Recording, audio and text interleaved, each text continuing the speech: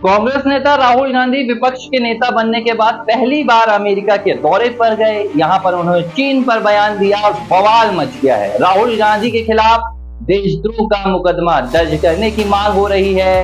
बड़े बड़े बयान आ रहे हैं, देशद्रोह भी बता दिया गया है। नमस्कार, लिबरा टीवी देख रहे हैं आप, मैं हूं आर मोहन तिवारी।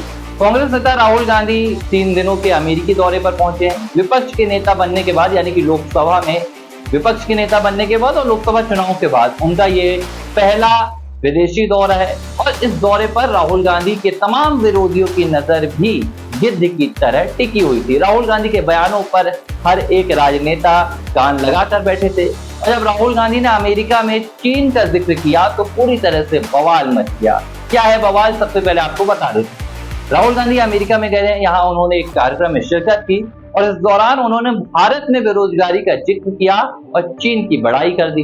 राहुल गांधी ने कहा कि भारत, पश्चिम के कई देश और अमेरिका, ये तमाम देश हैं जो उत्पादन पर ध्यान नहीं देते हैं, यानी कि प्रोडक्शन पर ध्यान नहीं देते हैं, और चीन उत्पादन पर ध्यान देता है।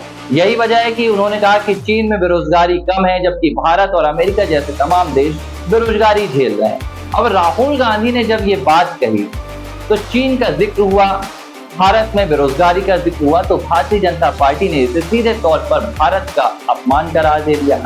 भारतीय जनता पार्टी के प्रवक्ता हैं प्रदीप भंडारी, उनका बयान आया है पूरे मामले पर और उन्होंने कहा है कि राहुल गांधी शायद भूल गए कि अगस्त 2024 के ही आंकड़े कहते हैं कि चीन में बेरोजगारी की दर 17% तक थी, लेकिन उन्हें चीन के इन आंकड़ों को देखना नहीं आता है।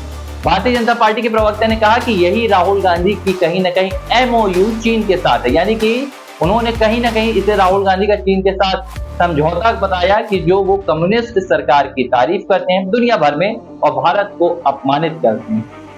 भारतीय जनता पार्टी ने नेहरू की भी याद दिला दी। उन्होंने कहा कि अब तक कांग्रेस पार्टी ने देश में रोजगार के लिए क्या कुछ कहा है, राहुल गांधी को यह भी बताना चाहिए था, लेकिन राहुल गांधी ने ये बिल्कुल भी नहीं बताया। तो राहुल गांधी के खिलाफ ताबड़तोड़ हमले कर दिए गए, उन्हें चीन का जिक्र करने पर देशद्रोही बता दिया गया और भी कुछ कहा गया। राहुल गांधी के लिए गिरिराज सिंह का एक बयान आया है। गिरिराज सिंह इस पूरे मामले पर क्या कहते हैं, चलिए आपको बता देते हैं। उन्होंने राहुल गांधी को सीधे निशाने पर लिया और राहुल गांधी के बयान पर कहा कि भारत की तारीफ करने के बजाय वे भारत के बाहर जाकर भारत को ही गाली दे रहे हैं, चीन की तारीफ कर रहे हैं। लगता है कि चीन के पैसों पर ही पल रहे हैं, तभी वे बाहर जाकर चीन का प्रचार कर रहे हैं।